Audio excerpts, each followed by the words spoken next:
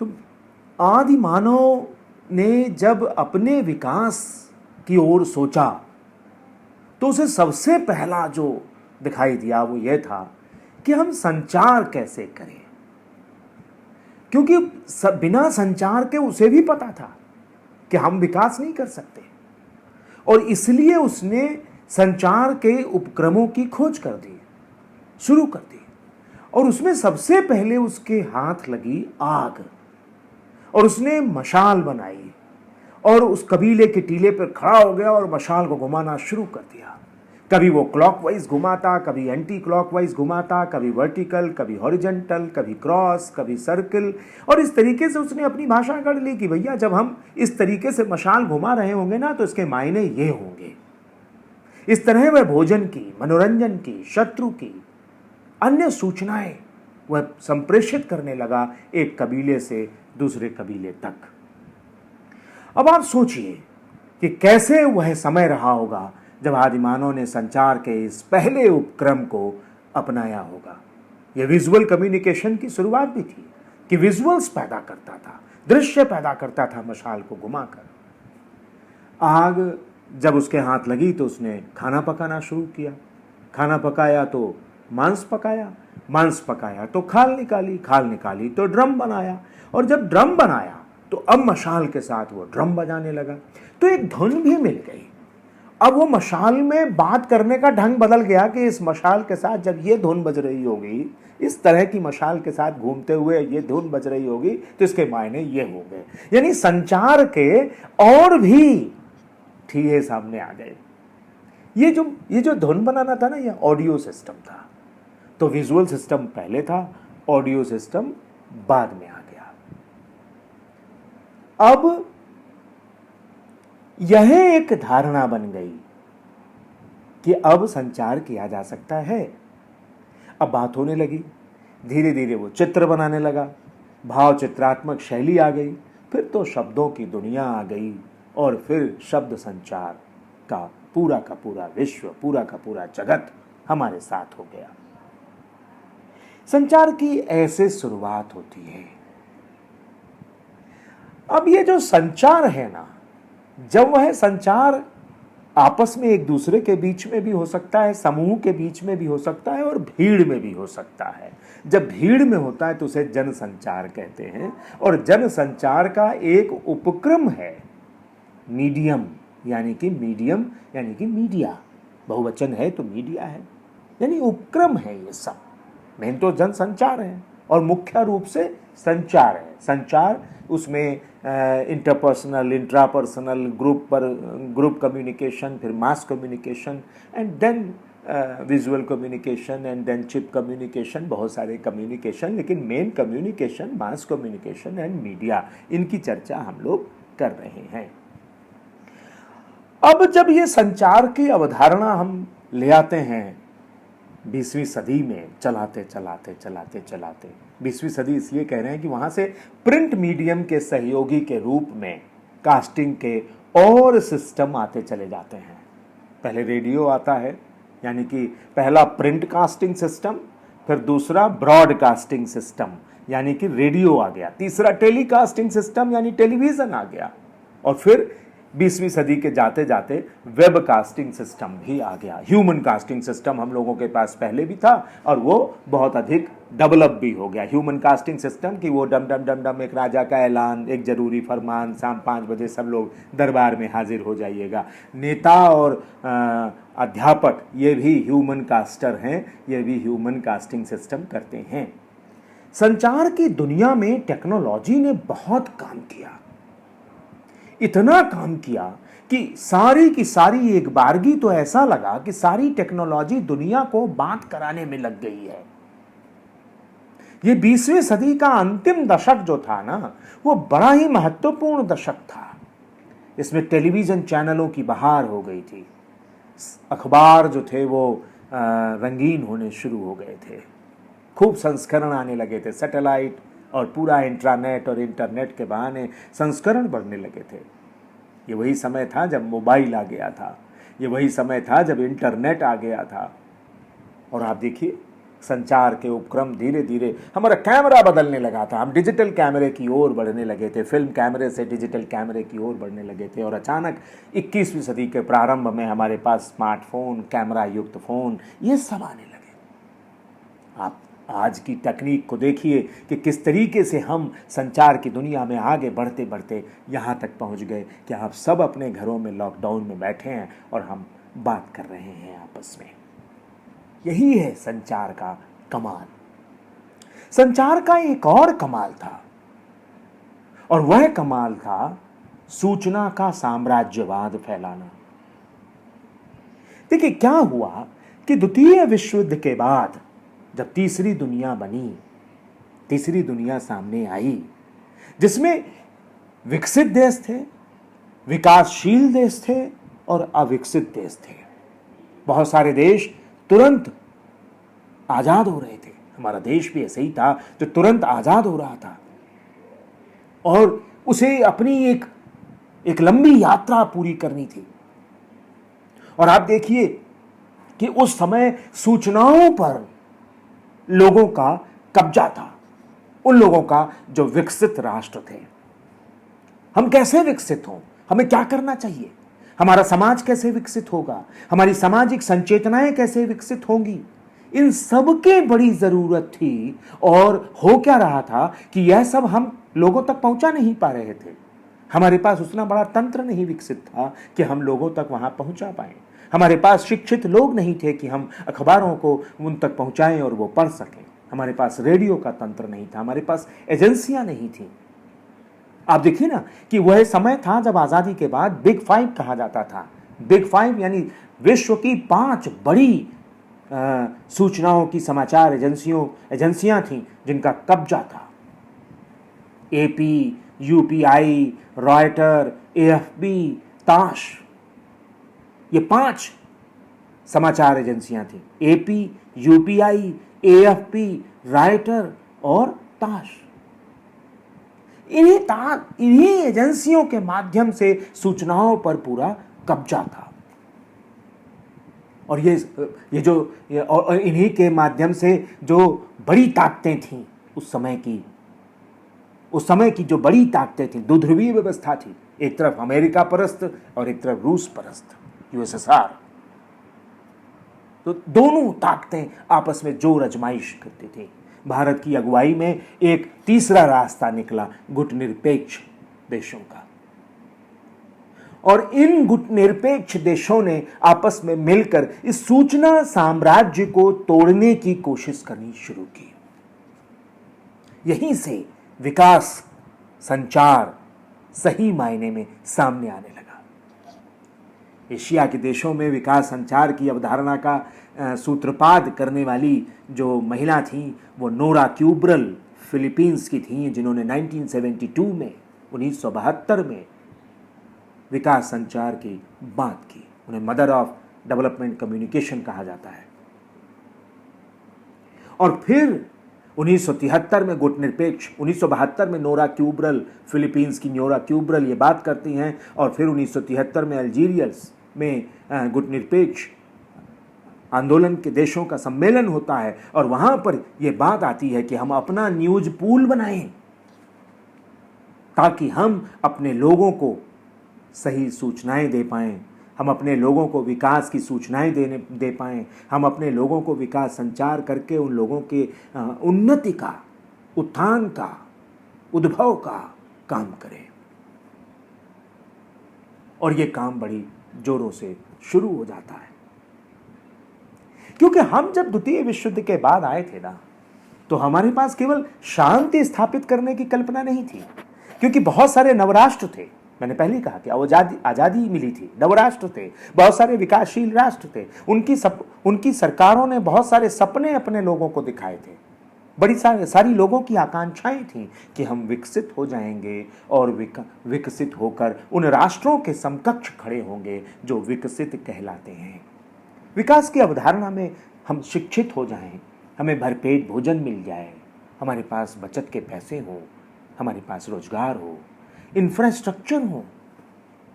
और इसीलिए पूरी विकास की अवधारणा को, विकास संचार की अवधारणा को ये जोड़ कर रखा गया कि जब तक हम लोगों को सही सूचना नहीं देंगे, जब तक हम लोगों को सही रास्ता नहीं दिखाएंगे, तब तक हम सही ढंग से विकास नहीं कर पाएंगे। जाहिर है कि लोगों को विकास के लिए उत्साहित करना, लोगों को विकास के कार्यों में जोड़ना, लोगों को विकास की अवधारणा को बताना और उन्हें विकास का सहभागी बनाना, यही रुककर हम दो बातें संचार के संदर्भ में और करेंगे। जब हम संचार की बात करते हैं तो हमें यह समझना चाहिए कि हम संचारक हैं। मान लीजिए कि आप सोचते हैं कि हम विकास संचारक बने, हम डेवलपमेंट कम्युनिकेटर बन जाएं, तो हम करेंगे क्या, कैसे करेंगे? तो जो नए जो मास कम्युनिकेशन के विद्यार्थी नहीं हैं, उनके लिए बड़ा ज़रूरी कि हम लॉसवेल एक बहुत बड़ा संचार शास्त्री हुआ, उसका एक मॉडल है, बड़ा प्यारा सा मॉडल है। उस मॉडल को हम अपनाएं तो हम कम्युनिकेशन की दुनिया में अपना काम बेहतर ढंग से कर सकते हैं। एक तो कम्युनिकेशन के बिना कोई भी इंडस्ट्री नहीं चल रही, कम्युनिकेशन के बिना कोई काम नहीं चल रहा। बेहतर कम्युनिकेशन करें, ये तो सबके लिए ज़रूरी है। तो लॉसवेल का मॉडल देखें, कौन कह रहा है, क्या कह रहा है, किससे कह रहा है, किस माध्यम से कह रहा है, किस प्रभाव से कह रहा है। तो कौन कह रहा है? आई एम सेइंग, मैं कह रहा हूं। जब हम कहते हैं ना कि मैं कह रहा हूं, तो मैं कौन हूं? आई एम ऑथेंटिक और नॉट, मैं इस चीज में पारंगत हूं या नहीं हूं। और जब हम कहते हैं कि मैं कह रहा हूं, मैं इस चीज में तो मैं पारंगत होऊंगा। फिर मैं क्या कह रहा हूं और क्या कह रहा हूं, यहां आकर रुकना पड़ता है कि मैं किस माध्यम से कह रहा हूं, ये माध्यम क्या है। और जैसा माध्यम होता है ना, वैसी भाषा हो जाती है, वैसा कंटेंट हो जाता है। रेडियो की भाषा अलग हो जाती है, टेलीविजन की भाषा अलग हो जाती है, अखबार की भाषा अलग हो जाती है। वेब में भाषा माने way of presentation, the content. तो जैसा माध्यम वैसी भाषा, वैसा कंटेंट, वैसी प्रवाह।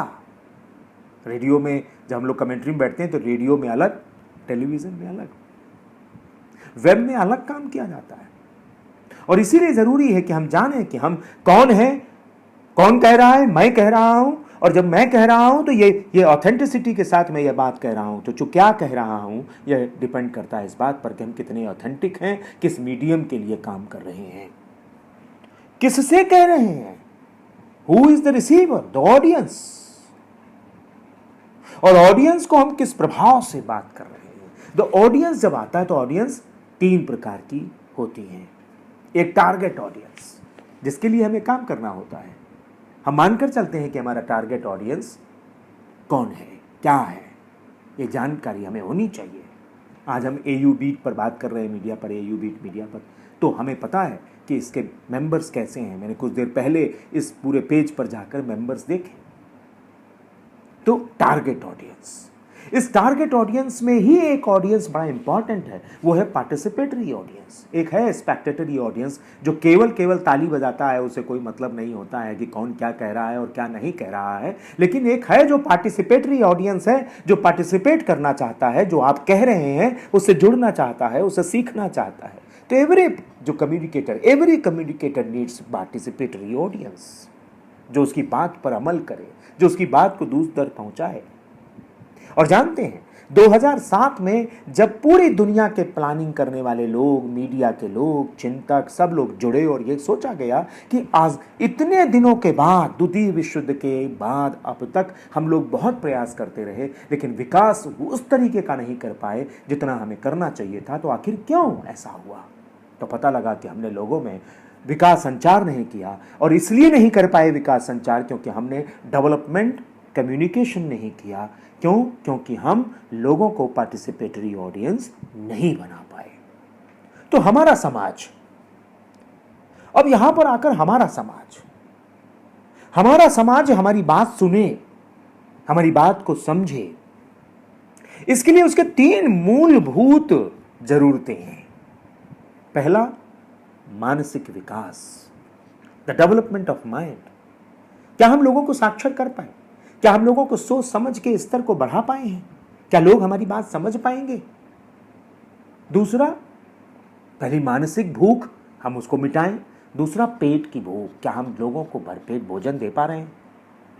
क्या हमारे देश में भुखमरी का शिकार कोई नहीं है?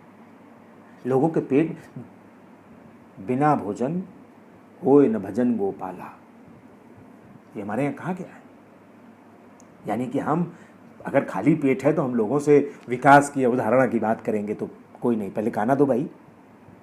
तो पेट की भूख, और दूसरा जेब की भूख, यानी बचत के पैसे, यानी लोग इतना कमाएं कि भविष्य के पैसे हो जेब में तो भी विकास के लिए आगे आएंगे। ये विकास कम्युनिकेशन के 3 मूलभूत हैं जब हम लोगों के पास जाएं और उन्हें करें। सरकार ने भी सोचा और इसीलिए भारत सरकार ने 2007 के बाद मनरेगा और नरेगा जैसी योजनाएं चलाई। ये आपकी नहर है, आप भी खोदो इसे, आपको पैसा मिलेगा और इसे संभाल कर रखो। विकास में अगर हम विकास संचार नहीं करते हैं तो हम जो सरकारी संपत्तियां हैं उनकी सुरक्षा भी नहीं कर पाते हैं। तो इस तरीके से हमने चीजों को आगे बढ़ाना शुरू किया। समाज के विकास के साथ साथ विकास संचार का बड़ा भारी जुगल है। अब देखें आप कि हम विकास संचार को 4 चीजों में बांट देते हैं। पहला है टिकाऊ, यानी सस्टेनेबल डेवलपमेंट। ये हम कैसे करें? गांव का विकास करना है, हमें सड़कें बनानी है, हमें अस्पताल बनाने हैं, हमें स्कूल बनाने हैं, हमें बिजली देनी है, सैनिटेशन की प्रॉपर व्यवस्था करनी है और लोगों को बताना भी है। अब आप देखिए एक बड़ा छोटा सा उदाहरण जो बड़ा जीवंत उदाहरण है कि एक सड़क बन जाती है, फिर कोई टेलीफोन वाला खोद ले जाता है, फिर कोई पानी सप्लाई वाले लोग आते हैं वो खोद देते हैं, किसी को अपना नल ठीक कराना है तो खोद दिया। अब यह चीज़ अगर लोगों तक कम्युनिकेट हो कि सड़क आपकी है भाई, जब बन रही थी तो आपने अपने काम क्यों नहीं करवा लिए? सस्टेनेबल डेवलपमेंट ये बहुत ज़रूरी है कि हम उसे अपनाएं। हम उसे नहीं अपनाएंगे तो बिल्कुल गड़बड़ हो जाएगा। दूसरा आता है कृषि और स्वास्थ्य विकास की बात। हमने विकास संचार के रास्ते से ही अपनी कृषि को उन्नत किया। यहाँ पर हम बताएं कि हरित क्रांति में रेडियो का बड़ा योगदान था, आकाशवाणी का बड़ा योगदान था। रेडियो के जरिए ही इतनी कृषि ज्ञान लोगों तक पहुंचाया गया, किसानों तक पहुंचाया गया कि आपको खेती कैसे करनी है। आपको पता है दूरदर्शन में पहला कार्यक्रम कौन सा था? कृषि दर्शन। ये जो लोक प्रसारण सेवा जिसे हम कहते हैं पब्लिक ब्रॉडकास्टिंग सिस्टम, इसकी धारणा ही जुड़ी हुई है विकास संचार से, डेवलपमेंट कम्युनिकेशन से, कि लोक प्रसारण सेवा। और रेडियो ने इस पर बड़ी भूमिका, आकाशवाणी खासतौर से बड़ी भूमिका निभाई। विभिन्न भाषाओं में आकाशवाणी के केंद्रों ने बहुत बड़ी भूमिका निभाई। और वहाँ पर जिस तरीके से किसानों को शिक्षित किया गया कि आप कैसे अपनी कृषि को उन्नत कर सकते हैं, आपको ये भी मालूम होना चाहिए कि एक रेडियो की इसी योगदान पर एक धान की प्रजाति का नाम रेडियो राइस रख दिया गया हमारे देश में। हरित क्रांति। वर्गीज साहब ने जब दुग्ध क्रांति की गुजरात में तो उन्होंने भी रेडियो का सहारा लिया और बहुत, तो उस समय टेलीविज़न भी था, बहुत सहारा लिया और एक बड़ी भारी अमूल जिसको हम कहते हैं वो पूरी की पूरी परियोजना चली। वर्गीज साहब ने इस योजना को अमल में लाए। तो इस तरीके से हम देखते हैं कि कृषि के क्षेत्र में आज भी कृषि के कार्यक्रम किसान लोग सुनते हैं। किसान भाइयों के लिए कार्यक्रम रेडियो में भी आता है, टेलीविज़न में भी आता है। और ये है भी कि ज़रूरी भी है। आप कहते हैं कि इसको कौन सुनता, आप नहीं सुनते तो क्या हुआ, लोग तो सुन रहे हैं। स्वास्थ्य, आज हम जिस स्थिति में हैं कोरोना में, हमने कभी ध्यान दिया क्या? आज कहा जा रहा है इम्यून सिस्टम, तो कभी हमने इम्यून सिस्टम, हर भारत का हर छठवां लड़का कुपोषित है और हमने कभी नहीं इस बात की बहुत ज़रूरत है कि हम स्वास्थ्य संचार को महत्वपूर्ण स्थान दें। आज कहा जा रहा है हेल्थ लिटरेसी में हम बहुत पीछे हैं। 20% केवल हमारे देश का 20% आदमी ही हेल्थ लिटरेसी में अव्वल पाया गया है, बाकी सब उसके नीचे हैं। 40 से 60% लोग हैं जिन्हें हेल्थ लिटरेसी पता ही नहीं है कि क्या करना चाहिए, सैनिटेशन का ज्ञान नहीं है। ये तो भारत सरकार ने बहुत सारे पोर्टल बनाए हैं अपने स्वच्छता अभियान को लेकर, अपने स्वास्थ्य अभियान को लेकर, और उससे काम करना शुरू किया है। लेकिन फिर भी आप देखिए ना, आज कहा जा रहा है सोशल डिस्टेंसिंग, करा पा रहे हैं हम लोग? बहुत सारे लोग नहीं मान रहे। कहा जा रहा है कि मुंह ढककर चलिए, बहुत सारे लोग नहीं मान रहे। हमने अपने बुजुर्गों की इम्यून सिस्टम पर, अपने बच्चों के इम्यून सिस्टम पर कोई ध्यान नहीं दिया, और आज ये कहा जा रहा है कि कोरोना का सबसे ज़्यादा आक्रमण अगर किसी पर है तो बच्चों पर है और बुजुर्गों पर है। बहुतों को यही नहीं पता कि इम्यून सिस्टम क्या है, हमारे अपने भीतर की प्रतिरोधक क्षमता कहाँ से बढ़ेगी और उसके लिए हमें क्या करना होगा। तो यहाँ भी हम अगर आज को हम बहुत ज़्यादा, ये तो कहिए कि भारत की जनता भय बिन होए न प्रीति का फार्मूला लगाती है। जब भय होता है तो वह सब चीज़ों से प्रीत कर लेती है, और इसीलिए हम सब लॉकडाउन में भीतर हैं, बहुत अधिसंख्य जनता भीतर है, और होना भी चाहिए, ज़रूरी भी है और मजबूरी भी है, तो इसलिए भीतर है। और इसलिए ये कहा जा रहा है कि आप देखिए, बेहतर समय के हमारे यहाँ हमारी स्मृति परंपराएं बड़ी तगड़ी हैं। हम बेहतर समय की आशा में बहुत कुछ सीख जाते हैं। ये भारत में सबसे बड़ा विकास का कारण यही रहा, वरना भारत जिस तरीके का देश, इतनी अधिसंख्य जनता का देश, जहाँ पर योजनाएं बनते और फाइल चलते चलते कितने करोड़ लोग बढ़ जाते हैं, उस देश में विकास जितना कुछ भी हो पा रहा है, जितना कुछ भी हो पाया है, वो सिर्फ इसलिए कि यहाँ की जनता जो है संवेदनशील है, उसकी स्मृति परंपराएं बड़ी तगड़ी हैं, रिजिडनेस बहुत कम है। बहुत सारी जातियों में, बहुत सारे अधिसंख्य जातियों में, जातियां जब हम कहते हैं तो किसी विशेष जाति की बात नहीं कर रहे हैं, मानव जाति की बात कर रहे हैं, तो अधिसंख्य जातियों में हमारे यहाँ बहुत ये संवेदनशीलता है कि हम किस तरीके से विकास करेंगे। तीसरा जो हम लोग लेते हैं वह सामाजिक परिवर्तन का विकास है। सामाजिक परिवर्तन का विकास, यह सामाजिक परिवर्तन का विकास राजनीति से नहीं आता। साम्राज्यवादियों ने बहुत कोशिश किया कि हम आर्थिक कब्जेदारी कर लें, हम राजनीतिक कब्जेदारी कर लें, हम तकनीकी की कब्जेदारी कर लें और उसे अपना गुलाम बनाए रखें।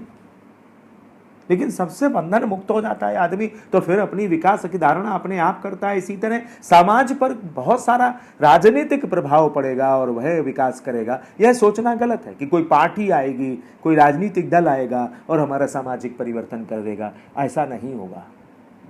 सामाजिक परिवर्तन के लिए हमें शिक्षित समाज की, साक्षर समाज की जरूरत होती है। शिक्षित समाज और साक्षर समाज से यह मतलब नहीं होगा कि सबके पास डिग्री हो जाए, सब स्कूल चले जाएं। हमारी थॉट प्रोसेस, हमारी विचार परंपरा, हमारे विचारों का आदान प्रदान, जब तक यह ठीक नहीं होगा, जब तक यह पटरी पर नहीं आएगा, तब तक हम विकास की उस धारणा को लेकर आगे नहीं बढ़ सकते हैं। जब हम बात करते हैं थॉट प्रोसेस की, तो हमें यह सोचना चाहिए कि हम अपनी पीढ़ियों को उसके बचपन से क्या देने का प्रयास कर रहे हैं। क्या हमने उसकी सांस्कृतिक संचेतना को आगे बढ़ाने का प्रयास किया है? क्या हमने उसकी सामाजिक संचेतना को आगे बढ़ाने का प्रयास किया है? क्या हमने उसकी आर्थिक संचेतना को आगे बढ़ाने का प्रयास किया है? यह एक बड़ी बात है। मैं फिर से दोहरा दूं कि जब हम बात करते हैं थॉट प्रोसेस की, तो हमने अपने बच्चों को, अपनी पीढ़ियों का बचपने से क्या प्रयास किया? क्या हमने उसकी सांस्कृतिक संचेतना को आगे बढ़ाने का प्रयास किया? क्या हमने उसकी सामाजिक संचेतना को आगे बढ़ाने का प्रयास किया? क्या हमने उसकी आर्थिक संचेतना को बढ़ाने का प्रयास किया? एक थोड़ा सा उदाहरण बता दें। गुल्लक गायब हो गई घरों से। एक गुल्लक हुआ करती थी जिसमें बच्चे अपने पैसे जोड़ते थे। तो हमने आर्थिक संचेतना का, क्या हमने तकनीकी, हमने 1.5 GB का डाटा सबको पकड़ा दिया? क्या हमने उन्हें शिक्षित किया कि तुम्हें जो 1.5 GB का डाटा मिल रहा है इसका उपयोग तुम्हें कैसे करना है? तो जब तक हम यह प्रयास नहीं करते हैं तब तक हम उसे शिक्षित समाज का हिस्सा नहीं मानते हैं। क्या हमने उसे इस लायक बना दिया कि वह अपनी हेल्थ लिटरेसी के बारे में जानकारी रखें? और जब हम यह काम नहीं कर पाते हैं तभी यह हाल बुरा होता है। एक चीज और आपको बताएं कि हम जब विकास संचार करते हैं, जब हम संचार करते हैं, तो हमें याद रखना होगा कि हर व्यक्ति की क्रिएटिव जियोग्राफी अलग अलग होती है। जब हम क्रिएटिव जियोग्राफी कहते हैं तो मतलब समझ लें कि हर आदमी की परवरिश और हर आदमी के जीने का परिवेश अलग अलग होता है। कैसा होगा वो आदमी, कैसा सोचेगा वो आदमी, हम थॉट प्रोसेस की बात कर रहे हैं, तो वो कैसा सोचेगा, उसके पास जानकारी कैसी होगी, इस बात का पूरा दारोमदार उसके परिवेश पर और उसकी परवरिश पर होता है। अकीरा कुरोसावा नाम का एक बहुत बड़ा फिल्मकार हुआ, उसके पास 3 फुटेज थे। एक फुटेज में एक महिला बड़ी दुखी अवस्था में पलंग पर लेटी हुई थी। एक दूसरा फुटेज था जिसमें एक आदमी दीवार से टेक लगाए दुखी अवस्था में खड़ा था।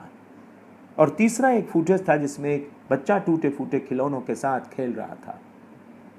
अकीरा ने तीनों फुटेज को जोड़ दिया और लोगों के सामने रखकर कहा कि बताओ इस फिल्म की कहानी क्या है। किसी ने कहा कि मां बीमार है, पिता परेशान है कि बच्चा कैसे पलेगा। किसी ने कहा पिता की नौकरी छूट गई है, मां परेशान है कि बच्चा कैसे पलेगा। और किसी ने कहा कि माता और पिता में लड़ाई हो गई है, किसी बात पर कहा सुनी है और बच्चा कैसे पलेगा। यह बात, और इसीलिए तो हर आदमी के पास अपने अपने तरह की कहानियां, अपने अपने तरह की सोच समझ होती है। तो हर आदमी अपने अपने तरह से सोचता है, हर आदमी अपने अपने तरह से करता है। सबके पास कहानी है।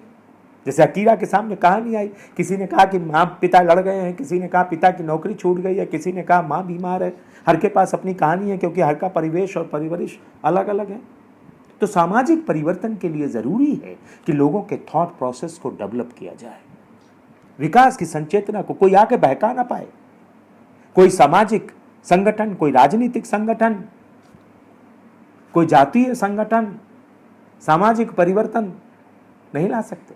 व्यक्ति खुद लाएगा, समाज के भीतर से खुद आवाज उठेगी। और यह तभी होगा जब हम थॉट प्रोसेस लोगों के डेवलप कर पाएंगे, लोगों को यह बता पाएंगे कि तुम्हारी विकास तभी है, तुम्हारा मानसिक विकास तभी है, तुम्हारा शैक्षिक विकास तभी है, तुम्हारा आर्थिक विकास तभी है जब तुम्हारी विचार परंपराएं जीवित होंगी, जिंदा होंगी, तुम सोच पाओगे कुछ बेहतर ढंग से। तो इस सामाजिक परिवर्तन की बहुत ज़रूरत है और इसमें विकास संचार बहुत बड़ा, संचारक लोग बहुत बड़ी तरीके से ध्यान दे सकते हैं। दूसरा, विकास संचार का सबसे जो कमजोर कड़ी है वह शासन और जनता के बीच की नातेदारी, reciprocal relationship between the government and people, पारस्परिक संबंध। जब तक शासन और जनता के बीच की पारस्परिक नातेदारी बड़ी मजबूत नहीं होगी तब तक विकास संचार की अवधारणा को हम बहुत फलीभूत होते नहीं देख पाएंगे। और इसलिए ज़रूरी है, आज टेक्नोलॉजी के युग में लोग कह रहे हैं कि देखिए हमने साहब ये कर दिया कि आपकी गवर्नमेंट, आपके पास मोबाइल पर सारा कुछ है। टेक्नोलॉजी ने बहुत कमाल किया है, इसको नकारा नहीं जा सकता कि टेक्नोलॉजी से गवर्नमेंट लोगों के पास तक पहुंच गई, बाज़ार लोगों तक पहुंच गया, स्कूल लोगों तक पहुंच गया। आज तो विश्वविद्यालय, स्कूल, पढ़ाई सब लोगों के पास पहुंचानी पड़ रही है। ये टेक्नोलॉजी का ही कमाल है। कहते हैं ना, जो होता है वो अच्छा होता है, नहीं तो बहुत बुरा होता। अगर आज के ज़माने में टेक्नोलॉजी नहीं होती तो हम आपस में बात कर पाते क्या? तो लिहाजा बहुत पहले से ये सोचा तो नहीं गया था कि एक दिन ऐसा आएगा जब पूरी दुनिया लॉकडाउन हो जाएगी। तो विकास की अवधारणा में जो चीज़ें होती हैं वह आने वाले समय की धमक के साथ अपने आप को तैयार करने की संचेतना लेकर होती हैं। लिहाजा हम ये माने, और हमारी भारतीय परंपरा में तो है ही है कि जो ईश्वर कर रहा है वो अच्छे के लिए कर रहा है। जिस समय टेक्नोलॉजी आई थी तो हमने बहुत कहा कि अरे ये टेक्नोलॉजी क्या करेगी, हमारी किताबें छीन लेगी, हमारी चिट्ठी छीन लिया इसने, हमारी पत्री छीन लिया इसने, लोगों का टाइम ख़राब कर रहे। लेकिन आज यही जीवनदायिनी बन जा रही है, शिक्षा के लिए तो बहुत बड़ी जीवनदायिनी बन जा रही है। लिहाजा मित्रों, ये एक बड़ी बात है कि हमें विकास, संचार और समाज को आपस में जोड़कर बात करने की ज़रूरत है। Now, every citizen is a creator of information and knowledge. Every citizen, हर नागरिक सूचनाओं का और ज्ञान का उत्पादक है। इसीलिए जब सूचना क्रांति खत्म हुई ना 1995 से 2005, उसके बाद का समय ज्ञान का समय है। 2015 तक चला, 10 साल। उसी समय में knowledge based economy, knowledge based market की बात करी गई। पहले जब 1995 से 2005 तक का समय इंफॉर्मेशन रेवोल्यूशन, सूचना क्रांति का समय था, और उस समय सूचनाओं का जखीरा हमारे साथ था, और फिर हमारे पास ज्ञान का भंडार पाने की बात करी गई, और जो 2006 से 2010 तक चला ये बात, और 2016 से 2025 तक का समय जिसमें हम सब हैं, ये समय इनोवेशन का समय है, इनोवेशन रेवोल्यूशन का समय है, नवाचार का समय है, नव प्रवर्तन का समय है। हम सबको सोचना है, हम सबको लग जाना है इस बात पर कि हम अपने सामाजिक परिवर्तन के लिए, हम अपने सामाजिक उन्नति के लिए, हम अपने सामाजिक उत्थान के लिए हम क्या नवाचार कर सकते हैं, क्या हम नव प्रवर्तन कर सकते हैं। एक बच्चा देखता है कि एक महिला है और वो उसके नेत्रहीन है, और वो एक छड़ी लेकर चल रही है। छड़ी तो नीचे वाले को तो उसका वाइब्रेशन से बता देती है कि यहाँ पर ऑब्स्ट्रक्शंस आ गए हैं, यहाँ पर आप रुकिए। तो उसे लगता है कि ऊपर भी तो कुछ होना चाहिए जिससे कि सामने, तो वो चमगादड़ को सोचता है कि किस तरीके से वाइब्रेशन फेंक कर और वापस लेकर चमगादड़ आँख नहीं होती और सामने देख लेता है, वो पढ़ता है, और उसी तरीके का एक चश्मा बना देता है और वाइब्रेशन फेंक कर सामने, तो उसके ऊपर भी चश्मे में लगा देता है। नवाचार है, नव प्रवर्तन है, ये इनोवेशन है ये, और ये सामाजिक परिवर्तन का एक नमूना भी है कि किस तरीके से नई पीढ़ी सोचकर आगे बढ़ रही है। हमें ये सोचना होगा कि हम कैसे काम कर रहे हैं और क्या काम कर रहे हैं और किसके लिए काम कर रहे हैं। इंफॉर्मेशन को लेकर भी बहुत कुछ सोचा जाना जरूरी है। जब हम कहते हैं कि every citizen is a creator of information and knowledge, और ये समय हमारा जो है वो सिटीजन जर्नलिज्म का है, नागरिक पत्रकारों का है, तो ऐसे समय में जब हम कह रहे हैं कि every citizen is a creator of the information and knowledge, तो हम ये भी कहते हैं कि ये हमारा समय जो है वो हमारा समय सिटीजन जर्नलिज्म का है, नागरिक पत्रकारों का है। और हर किसी के पास स्मार्टफोन होता चला जा रहा है, हर किसी के पास इंटरनेट कनेक्शन होता चला जा रहा है, हर कोई सोशल मीडिया पर एक्टिव होता चला जा रहा है, और इसीलिए विकास संचार के सामने फेक न्यूज़ और अफवाहों की दुनिया चुनौती बनकर खड़ी हो गई है। ये हम पहले कह रहे हैं कि जब हम मानसिक विकास की बात करते हैं तो उसमें एक अवरोध पैदा करती हैं इस तरीके की अफवाहें और इस तरीके की फेक न्यूज़, ये अवरोध पैदा करने का काम करती हैं। लिहाजा हमें ये सोचना होगा कि हम किस तरीके से चीज़ों को समझें और किस तरीके से चीज़ों को आगे बढ़ाएं। नया जानने व समझने की ललक प्रत्येक नागरिक में है, और इसलिए जो डेवलपमेंट कम्युनिकेटर हैं उनको इनका फ़ायदा उठाना चाहिए और क्रिएटिंग वी की अवधारणा को पूरा करना चाहिए।